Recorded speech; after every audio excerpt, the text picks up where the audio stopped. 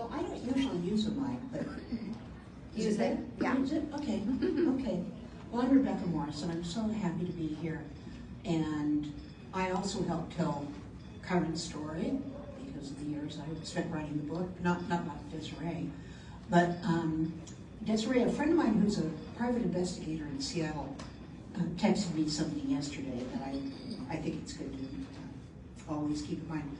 Find the holes and you find the killer. And so I, in 2017, wrote an old-fashioned letter to Desiree, which she answered by a text. And she had other authors approach her. And I had been watching Kyron's case, and you know, a lot of crimes aren't ready for a book at the time that they occur because you don't know what's going to happen, how the story's going to unfold. And so I've been watching the case, and we met in 2017, and she, I had done 2 other books about families with missing people. So this is my third about a missing person, and I shared with Desiree how I thought I learned to win the trust of families. You cannot do a book like this without family support. That doesn't mean that they read it ahead of time or have approval or anything, but they're putting their trust in you. So I purposely did it so it would be ready on the 10th anniversary of Kyron's disappearance 4 years ago. You're going to see some of the same pictures that Desiree showed this morning, because of course the last picture of Kyron ever taken is a very important photo. Thank you. Instead of telling the story of June 4th, 2010, as Desiree did, I'm going to tell you what I have learned since then. I'm not privy to police case files. You know, if you're a family member, you probably never get to see them. But I still follow things, and I have found the parts of the story that maybe I could learn more about. So I'm going to tell you what I've learned from writing about Kyron and what I've learned since then. One thing I was going to say is, usually as a reporter, we don't wear bracelets or buttons because we have to be unbiased and impartial. And I think after all these years that it's okay for me to wear a button and a bracelet. But I'm going to tell you what I've learned about missing children, about evidence, and about prosecution, and how Kyron's case is like others and unlike others. Just so that we know what we're talking about with missing children, there are a lot of teens and children reported missing every year. A majority are very quickly solved. I remember in 2010, one of the detectives on Kyron's case said, you know, I get calls all the time, my child didn't get off the bus. So that's pretty common, and those are quickly solved. But then, you know, it's really interesting how quickly they went into serious mode with Kyron, particularly because of the 6 hours that had been lost. Stranger abductions are pretty rare. It's less than 1% of missing children in 2018. A lot of family abductions and custody disputes, and that includes step families, as we're going to find out. 60% of all child murder abductions are at the hands of someone the child knows. You know, that is really serious. And 68% of people who abduct children are women. I'm just really shocked by that. Experts say it's not the first 24 or 48 hours, like the titles of the TV shows that are critical. It's a far smaller window of opportunity with a child. And the FBI says, in a great majority of cases, if you haven't found the child within 3 to 6 hours, they're probably deceased. So we were looking this morning at pictures of Skyline, and again, the same floor plan that that Desiree was showing this morning. And I think Kyron's room was kind of in the basement on the right-hand side. Oh, Macbeth's? Yeah. Yeah, so that was the prior year. So he was that far east end in that classroom on the basement side. Oh, the east end. Yeah, so Macbeth.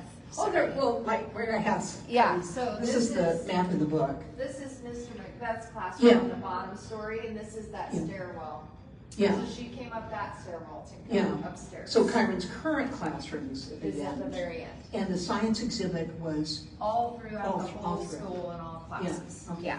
Well, and one thing I think Desiree didn't mention this morning, there were 300 to 400 extra people in the school, as she said, parents, grandparents, siblings, neighbors, to see the kids' science exhibit. There were 6 doors wide open, no security, no surveillance cameras, no badge, no check-in system. You didn't even have to sign in. Now that changed pretty quickly in the Portland School District after Kyron went missing. But imagine 300 to 400 extra people in the school.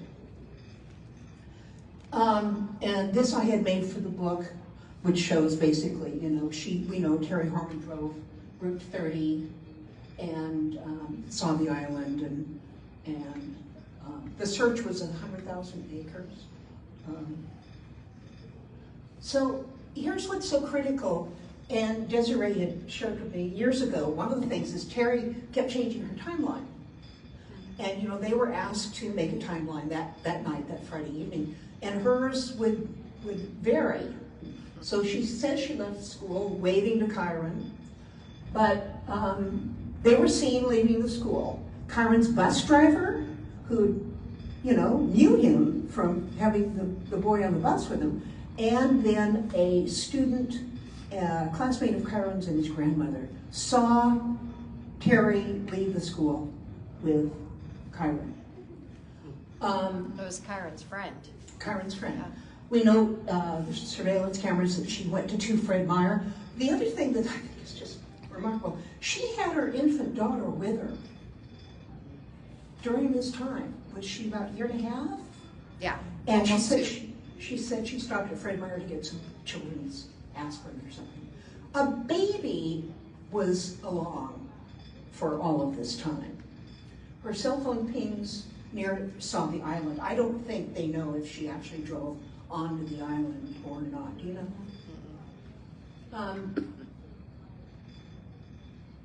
So she's really off the grid for at least 2 hours. And I think there isn't a day that I don't think about, what could people do in 2 hours? How would you hide a body in 2 hours? She says she drove around trying to calm the baby. She, I think it's pretty certain she picked up Dee Dee's spy shirt. And then a couple hours later, Terry checks in at the gym for about 15 minutes, did not exercise, didn't get in her workout clothes or anything. And she had a scrape on her leg that she was kind of calling a bruise, but it was a scrape. She goes home, she posts the photo of Kyron on Facebook that we know. And then at 3:30, Terry and Kane and the baby go to meet Kyron's bus, and he's not on it. And they go to Skyline School, and the police are notified, and Desiree and Tony are notified and drive to Portland. The school notifies the sheriff's office, Desiree's notified, the FBI's notified, the first search teams arrive at Skyline at 8:09, and they pay particular attention, as Desiree said, to the tunnels. And so the first week, and I've used the story Desiree told about showing up at Kane's house, and she's like the hostess. Well, here's some food. Here's the coffee cake. Do you want anything? It just something was ringing very wrong. So for the first couple of days, cops are embedded with the two families in Kane's house. There isn't much that goes on that didn't Terry try to take you to the basement once to talk to you? Actually, and they were embedded with us for 2 full weeks. Oh, But yes, my mom, because we were staying there, my mom needed to wash clothes. And so, yeah, Terry would not let us go down there by ourselves. Yeah. So each adult is asked the first evening to prepare a timeline. And as Desiree said, she can tell you what she ate, 14 years ago for lunch. But Terry's timeline keeps changing. All their vehicles, a lot of people ask me about the white truck, all of them are taken and thoroughly tested. They don't announce right then, but that there is DNA of Kyron's in the bed of the truck. And everybody takes a polygraph. Terry Horman fails 2 of them, and she walks out on a 3rd. So she made appearances for the 3rd. This is the photo that is so infamous about Terry leaning on Desiree and crying. And She wasn't crying. yeah. So very quickly, both Terry and Desiree and the truck are the subject of wanted posters. I would take that pretty seriously if I was Terry's friend and ended up on a wanted poster. Oh, yeah, Dee Dee. Yeah, Dee Dee. Yeah. So this is why, as far as I know at this point, why law enforcement is, she's never been called, she's been called a person of interest by the judge or a suspect, but not by the police. So she's missing. Terry's off the grid. There are witnesses that saw her leave with Kyron. She has lied to the police, and the experts tell me that is really crucial. And when you present that to a jury as circumstantial evidence, this person lied. That really carries a lot of weight. She failed the polygraphs and walked out, and then they find out that she tried to hire. She talked to 3 people about trying to hire them to kill her husband. Her Facebook page and emails show that she had a hatred for Kyron. Her red sports car, which she wasn't driving the day he disappeared, that would be really noticeable and obvious, may have been seen the week before. So, maybe she was scouting locations. And then she was sexting or having an affair soon after all of this happened. 2016. So just a little background. 646 searches, that's a lot. Thousands of tips, thousands of acres, the grand jury that was held, law enforcement eliminated a lot of the obvious suspects, the parents of the school, sex offenders in the area, and I always felt badly that Desiree had to cancel her civil suit, because I think that's one of the options families sometimes have. So the question I'm asked every day, probably as Desiree is why hasn't Terry Horman been arrested? Well, we know district attorneys like to wait till a body is found because of double jeopardy. If they arrested Terry for jaywalking, and then Kyron was found and they had, murder charges, she couldn't be tried twice for murder. And I've been learning a lot about no body cases, and they actually can be successfully prosecuted. There's no direct evidence that I know of that Terry took Kyron. And I do know that, and I don't hound Desiree about what she's learning. She's doing this and speaking around the country, and I don't really, except for earlier today, try to find out, well, what is new? Otherwise, I'd be bugging her every day. So what's the status of Dee Dee Spicer? She said she didn't leave the nursery where she was employed, but her car was there. And her phone. She did help Terry and friends acquire and later dispose of burner phones. So, to have to do that to communicate with your friend whose stepchild is missing. So in return for information, she was given a form of immunity, but she has not shared any news with Terry about them. She was called to be deposed in the civil suit that ended up being dropped but she just pled her Fifth Amendment rights. So I think it was 140 times. Yeah, 142. Oh, 142, yeah. So here's the thing. I know people, including my brother, who is addicted to forensics television shows, and there's so much true crime shows around these days, and so many cases that are considered solved, and there was one in the Seattle area the other day.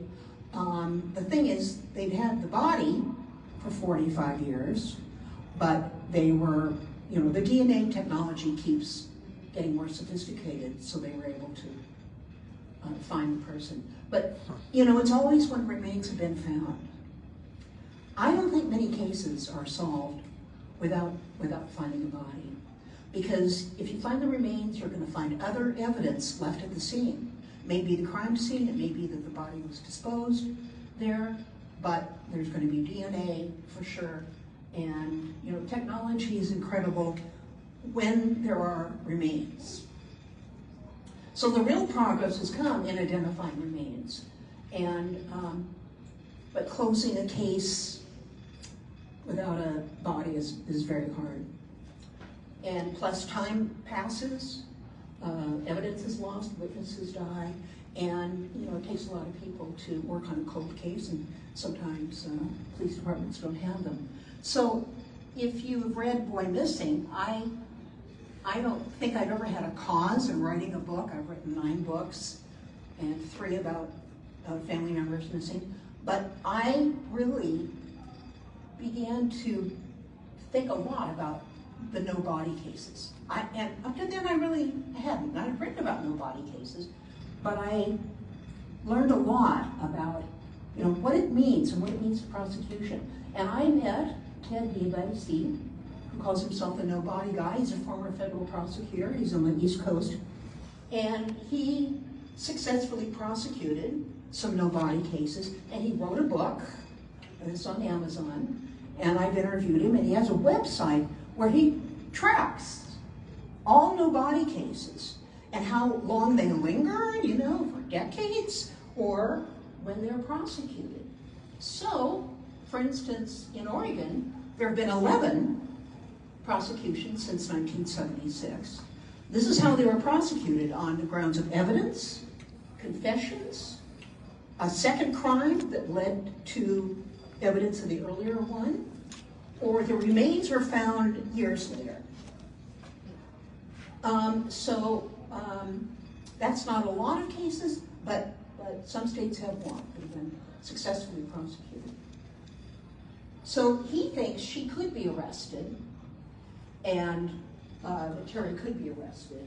And I talked with him a lot about the case. He says, she lied to the police know that.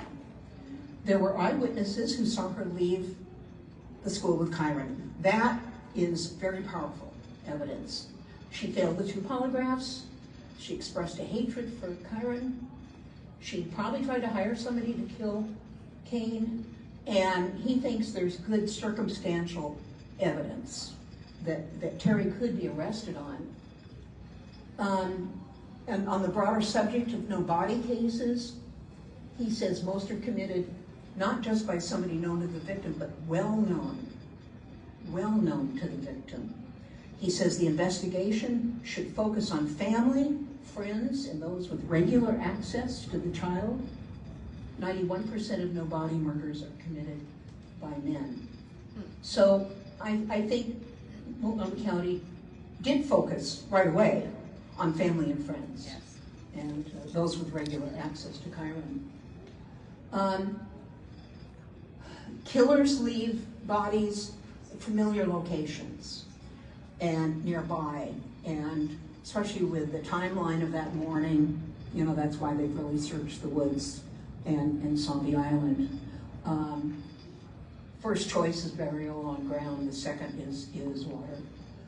He says that law enforcement should not underestimate a suspect. I thought this was really interesting. Someone with the ability to conceal a body is not a criminal who's likely to make stupid mistakes. But you have to find the stupid mistakes. You have to find the holes in the story. in Terry and Dee Dee's story. Of course, there's nothing to compel them to talk to police anymore. The suspect is most often a male in a relationship with a woman. The most common suspect, the next most common suspect, is a parent or a step-parent. And, you know, I read about these every day, and you just wonder. And sometimes the parents aren't arrested, they're not arrested yet. You know, police are trying to build a case. So this theory that I asked Desiree about this morning, what about, I mean, there are people who do believe that maybe he was sold or handed off, and if you follow the Madeleine McCann story in Portugal, the British girl, you know, they think maybe she literally was taken and then sold. But there's never been anything to back that up. And I would think with their obtaining Terry's phone and computer, you know, from the first hour, that any kind of transaction, you know, would probably have been found.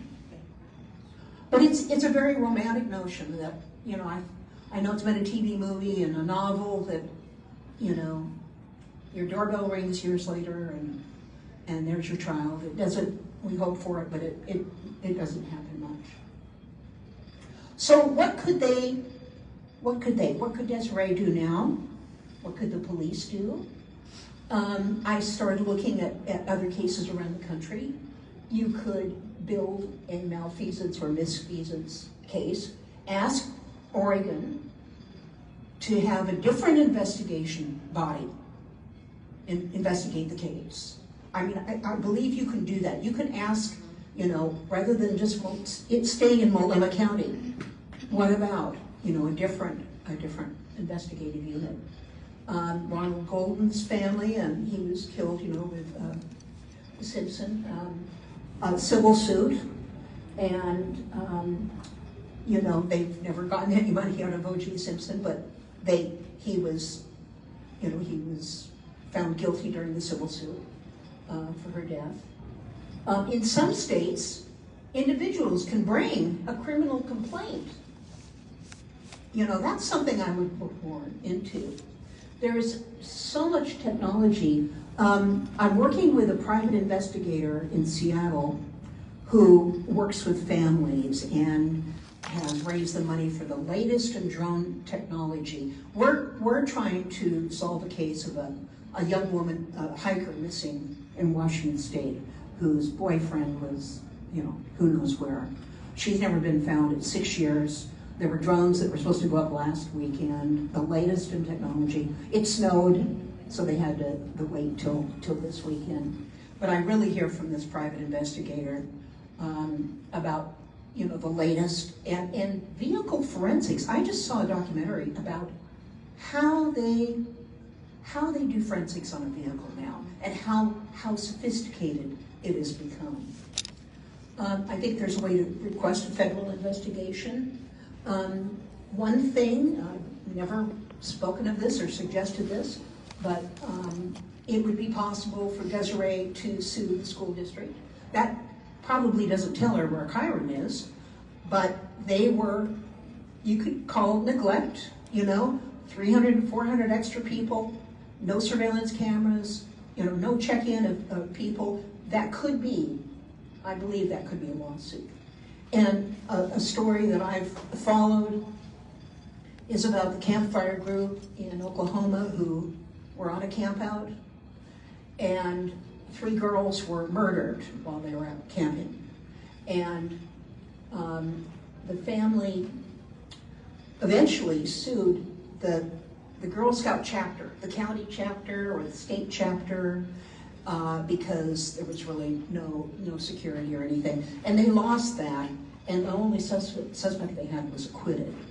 But I think that's a really interesting case about, again, children being put, you know, I went to Bluebird and campfire groups and all that, but in a location that is not secure. Now that was 1977, so we've learned a lot about predators since then.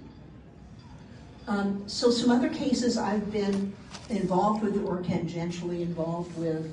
My very first book was about Anne Marie Burr, who was 8.5. She's been missing from her Tacoma house since 1961. And I discovered when I was writing for the Seattle Times that not only was she thought, by the 1980s, they thought she might have been one of Ted Bundy's victims, although he was only 14 in the neighborhood. But her mother was living, and I spent a year driving to Tacoma and interviewing her mother, and was there basically when she died. And I think it's probable. Now, Lindsay, the retired Tacoma detective, has written about this, and she kind of looked at this as a cold case just a few years ago, and doesn't think. But she, the chapter she writes, she's not here, is she?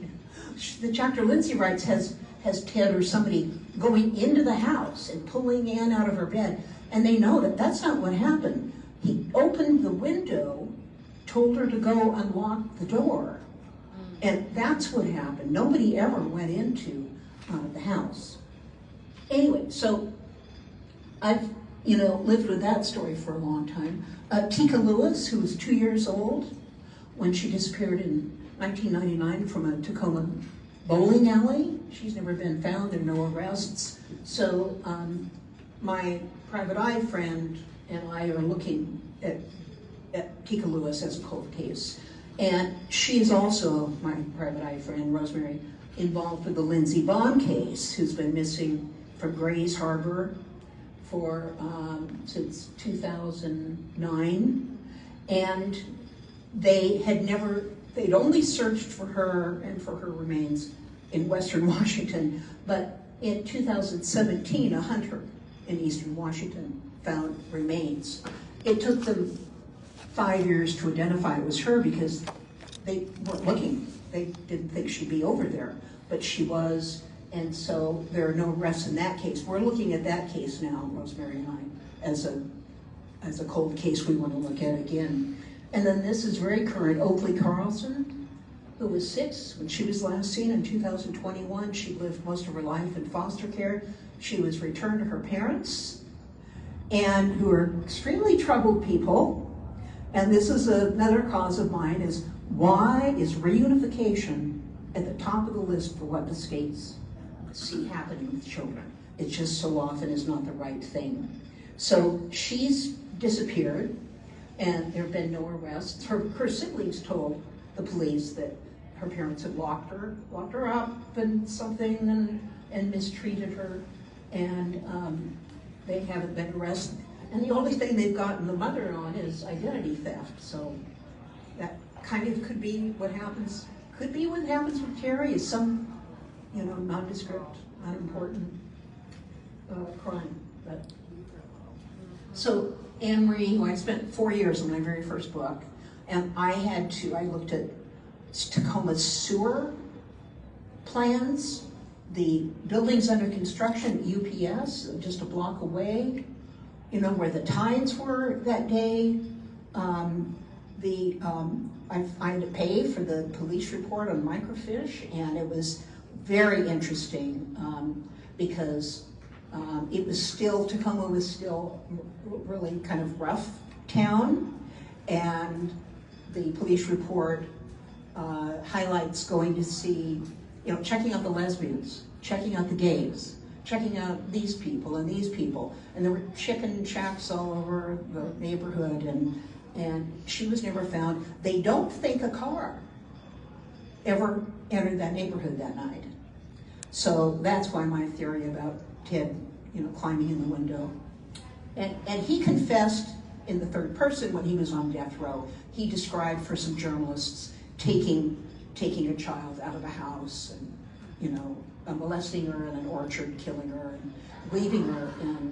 And the day she disappeared, her father and uncle were helping search the neighborhood. And at the UPS campus, University of Puget Sound, there were 5 buildings under construction, and there were these deep ditches everywhere.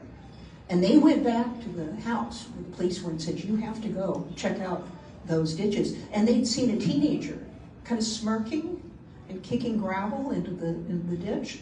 And I could tell from the police report, by the time the police went up to those ditches, 4 days later, they were all paved over.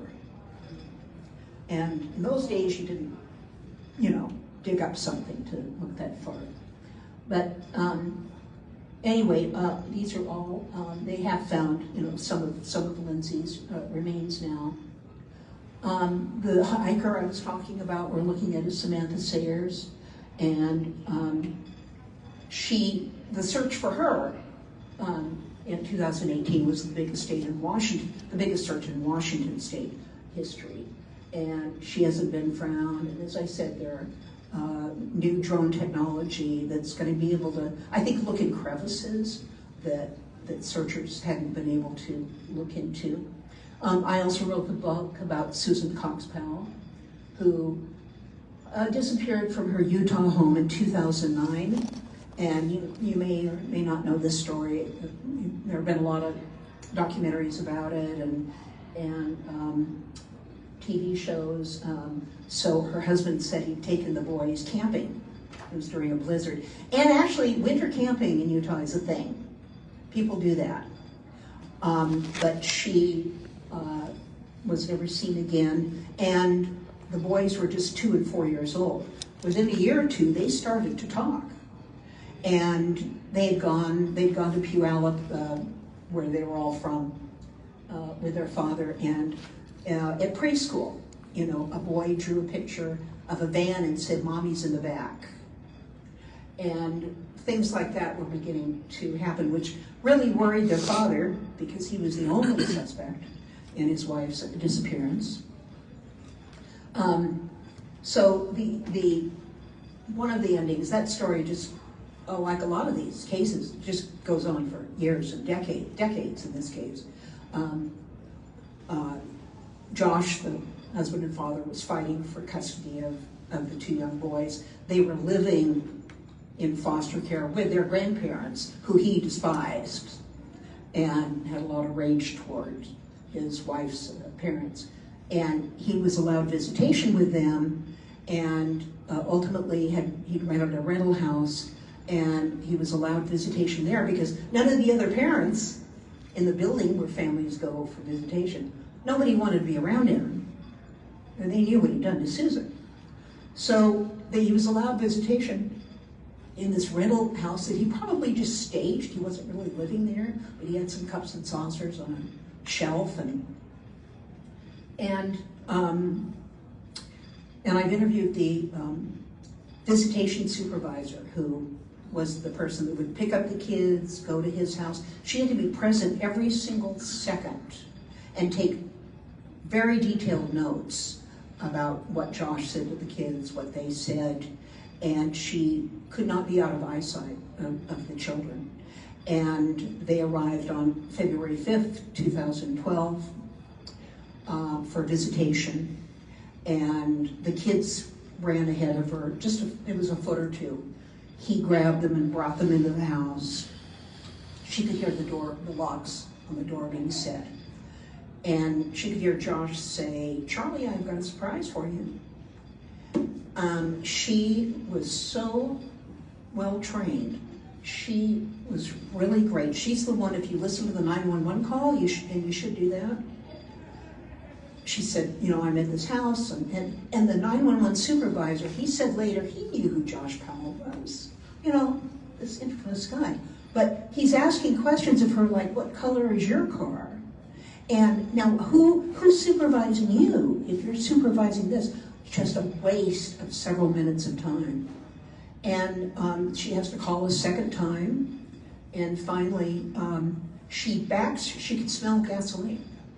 She backs her car out of the driveway and into the street, and she'd been pounding on the door, trying to get Josh to come to the door. And she smells gasoline, and then the house explodes. And he had hit, I won't be as graphic as it's possible, he hit both kids in the neck and head with an axe, and then he lit everybody on fire, and the house exploded, including himself. And so I co-author and I started on that book. We had a book deal within a day because, again, we've been following this case. We've been following the story. You don't know at what point, it's ready for a book. So we did that in 2012 and 13. And I'm still involved with that story. Her parents have tried for 12 years to hold the state of Washington accountable for the murder of those kids because they're supposed to be, they're in protective custody and in a safe place at all times. And the first lawsuit they brought, they tried to also sue the social workers involved, and that's actually not done very much, and that was thrown out, so they couldn't take that route. But they sued DSHS, Department of Health and Services at that point. They've changed the name 3 or 4 times since then. And they had a trial, and it happened to be during COVID, and it was a very dramatic trial. And the state tried to keep women off the jury, thinking they'd be sentimental about this case. They were limited in how many happy pictures can you show of Susan and her children, during this trial. The judge, when they were talking about, the value of the boys' lives, said, he just put his foot in it several times. He said, well, they weren't going to grow up to be, professional athletes. They were 4 and 7 when they died. And he also said, the first day, he said, I got stuck with this trial. Nobody wanted it. I didn't want it. I got stuck with it. And he didn't always show that side of him, but Chuck Cox thought, Susan's father, from the first day, this is somebody who's on the side of the state. And so it was paused by COVID. The jury was adamant that they did not want to be let go. They wanted to come back. And so then it was finished under COVID restrictions. And the jury awarded the Coxes $100 million based on how many seconds the boys lived after they were struck with the hatchet and the flames started. And the judge, the next week, judges can do this. The judge cut the award to $30 million. Judges can do that. $100 million to $30 million. And the state said it was going to appeal both the award and the verdict. The Coxes filed to just appeal the award. And it took 3 more years. And the state appeals court just upheld the original verdict and the original $100 million award. It's the largest settlement ever with the state. And so you'd think that this would change the way things are done in the it's kind of the foster care system. It's DSHS, it's Washington State. It's a little complicated. The boys were taken into what's called dependency and then placed with their grandparents because they were living with their father, who killed their mother, at his father's house.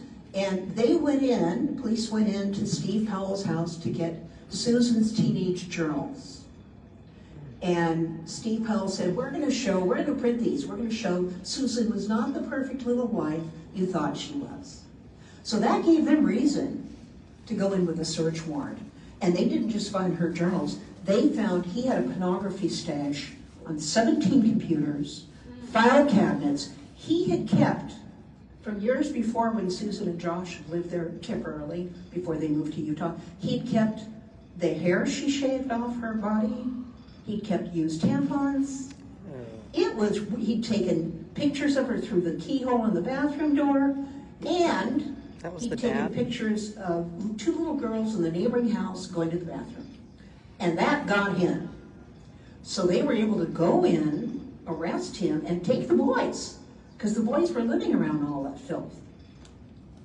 And so that's when Josh finally got a rental house and all of that. But Steve Powell was found guilty of both voyeurism and pornography, and served 2 prison terms for the different charges, and then he died a couple of years ago. So Josh's brother, Michael, who was a graduate student in Minnesota, almost a year to the day that Josh killed the boys and himself, Michael jumped off a building in Minneapolis and died. So all these people are dead. There's still there are two sisters left of Josh's and his mother, and they, two of the three continued to defend Josh, even though, it's clear he murdered the kids. So I'm writing a follow-up right now, which is about the trial, and as I'm really working hard, it's different than any book I've ever done. There's, I've interviewed the families, the attorneys, and all of that, but it's a lot of edited trial testimony that you can see how the state was trying to defend itself, and how the cops as attorneys, which were, the best, really worked for this. And the really unsettling thing is I was re-interviewing one of the attorneys that won the award last week, and nothing has changed in Washington State with children and dependency action. He said he has 2 cases right now that he's going to be prosecuting that are as bad or worse. And, I just can't believe it. That's a very interesting ending to a book about this trial, but it's just terribly distressing to think of that. And one of the oldest cases, and some of you too young to remember this, but Aton Pates in New York City, who has been missing since 1979, and literally was the first face on the milk carton. It's really the first missing child case. His, it's terribly sad, and it also, you question the parents. They let him walk to his bus for the very last day of school. He was 6 years old. They live in Greenwich Village, a pretty good, close neighborhood. He was never seen. He didn't get to the bus. He was never seen again. The only reason this was closed, he's never been found. The only reason this was closed is that somebody who took him, who worked in a basement of a store nearby, confessed, decades later, many decades later, and was found guilty. And I still think about the Madeleine McCann case a lot. If you haven't seen the documentary, is it Netflix or Prime, that is about this family, and they're British, they're both British physicians. They took their 3 kids to Portugal. They left the kids in a motel room sleeping while they went to have dinner. And the restaurant was about, from here to the closest window back there. It wasn't far away. And then once an hour, somebody would go check on the kids. And there were young twins, and then there was Madeline, who was 4. And one time they went to check, and she wasn't there. And the documentary is really, it's very interesting. It's in kind of real time when they were, when this was playing out. So they've had a couple suspects, but I read recently they consider the search is over. And I guess they have a prisoner, kind of like Natalie Holloway. There's a prisoner in custody for something else who might be responsible. But what I wanted to show is what does it take to solve a case, and particularly when there's no body? Because that's what these cases have in common, is there's no body, and technology is great, but when you don't have a crime scene or you don't have remains, what I think about every single day is what could Carrie and Dee Dee have done in 2 hours? I just don't get what they could have done in 2 hours. And it was probably nearby. I just kind of think that some night in the middle of the night, it'll occur to me, or occur to you, that there'll be something. So in almost all no-body cases, the cases remain open, especially a missing child. They don't close a missing child case, and I think they don't dare.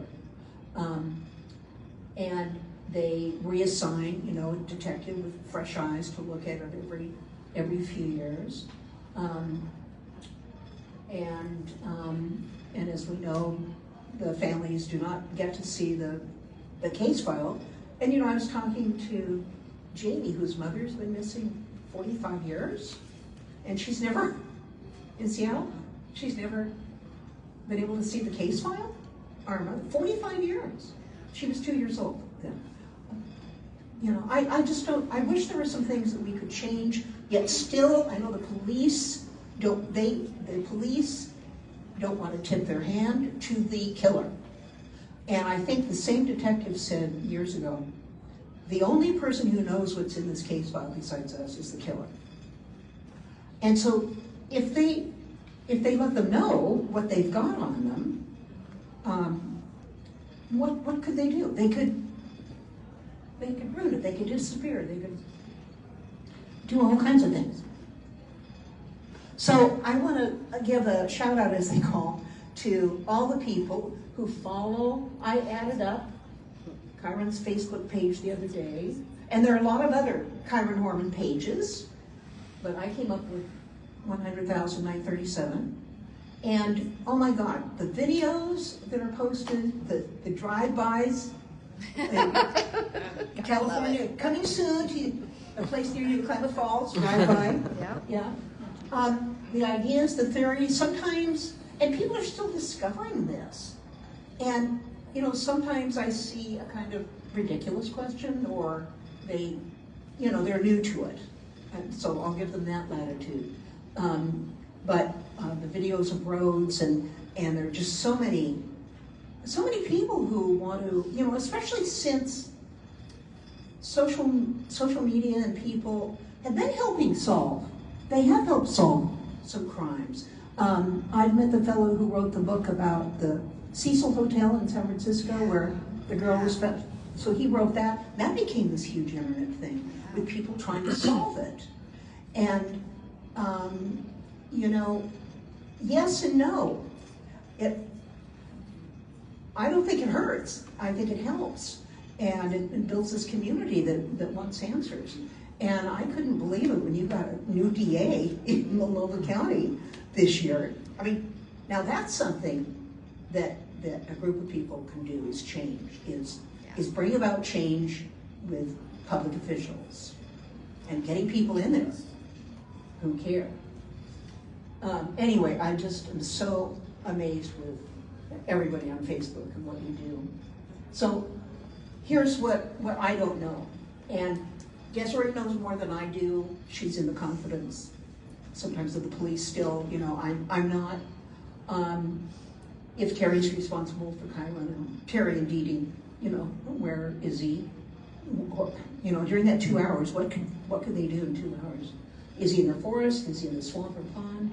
And as I said, it's the number one question: why can't she be arrested? Desiree, do you have any more to add to why there isn't enough to make an arrest?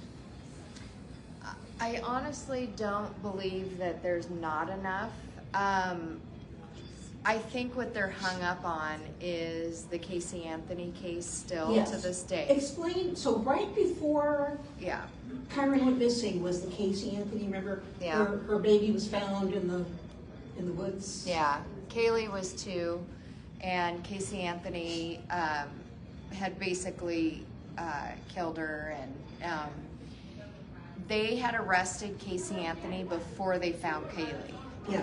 And what that ended up creating was a situation in the courts where a lot of the evidence was not admissible. Yeah. And so she ended up getting acquitted from charges. And so what they are scared of is arresting Terry before we found Kyron and having us not have a complete case that we can present everything. Because I think it's a totality of all of it. Even though a lot of it's circumstantial, I believe wholeheartedly that it's enough. I mean, just like Kaylee Anthony, Kyron relied on one person that day. Yeah. She walked out the school with him. That's it. That's all you need to know. Yeah. Yeah. And same thing with Kaylee. She relied on one person to take care of her that day, and it was her mom. Yeah. and that's it. Yeah. So, And there's something else I was going to ask you. Oh, I've got, is that 0? Well, ish. Okay, Ish. we've got just a couple of minutes. I'll say that Desiree was, I just think she's incredible. I have incredible respect for her.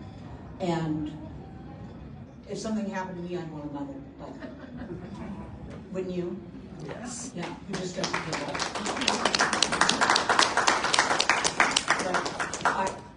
But we would meet, we met in Portland, we met at the Seattle airport if she was flying to Hawaii and back. She was in my condo, my brother's condo in Seattle. I went to Medford for a weekend and met her family, and people, relatives let me interview them, and people who become close to strangers who were helping, strangers who started the Wall of Hope at the school. And so I would say you don't know what you don't know when you're doing a book. You have to explore everything and talk to everybody, and you have to go to the sites. So my stepson lives in Vancouver, Washington, and there was a day where we went driving. We drove all those roads, and we hiked around Sunapee Island, and I just had to see for myself what that was like, and what it was like where Terry and Dee Dee probably traveled to, and but as I said, you can't do a book without a family, and I will say, there isn't. I've become close to all these cases and these families, and yet, it's not my story. It's not, people ask me how do I write about, especially with children dying, and I'm an observer. I was a reporter for 35 years before I ever wrote a book, so, I was trained you're telling a story, but. I'd like to see this. I want to see Kyron found, and I am really invested in this as I write other things in Seattle. So, I would do anything to try to find him. But thank you for your time, and we're gonna do a panel at 4 o'clock, and you can ask Desiree things that we haven't talked about. And is it 4 o'clock? I think it's 4:30. 4:30. In room D. Yeah. So kind of a behind the scenes look, maybe. Thank you very much. Thank you.